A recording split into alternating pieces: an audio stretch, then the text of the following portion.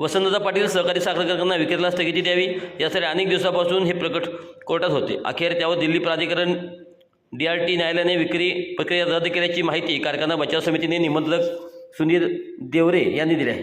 Advocate Vilas Deshmane यांच्यामार्फत ही जनहित याचिका दाखल करण्यात आली होती।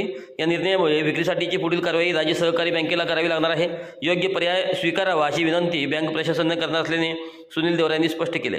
विक्री प्रक्रियेस स्थगिती देत प्रक्रिया रद्द झाल्याने कार्यक्षेत्रात वसाकाबाबतच्या आशा पल्लवित झाल्या आहेत। कळवण, देवळा, सटाणा, मालेगाव तालुक्याचे कार्यक्षेत्र असलेल्या वसंतदादा पाटील सहकारी साखर कारखाना विक्रीला कोणताही प्रतिसाद मिळाला नसल्याने कारखाना मालमत्ता विक्री प्रक्रियेत स्थगिती द्यावी व अन्य पर्याय स्वीकारण्यास महाराष्ट्र राज्य सहकारी बँकेस निर्देश द्यावेत अशी विनंती याचिका राष्ट्रीय कर्ज वसुली प्राधिकरण DRT न्यायालय दिल्ली यांच्याकडे दाखल केली होती। वर्षभरातून विक्रीचा प्रक्रिया वसंतदादा सहकारी साखर कारखान्याच्या वसाका विक्री प्रक्रियेला स्थगिती मिळावी यासाठी स्थानिक नेते, बचाव कमिटी तसेच कामगार आणि शेतकरी यांच्याकडून जोरदार विरोध होत असून त्याची लाक्षणिक उपोषणे केली आहेत। ही प्रक्रिया थांबवून कारखाना सहकार तत्वावर किंवा भाडे तत्वावर चालवण्याची मागणी होत आहे।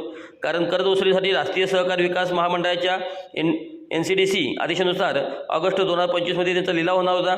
याच विरोधकांनी विरोध करत तो थांबवला आहे।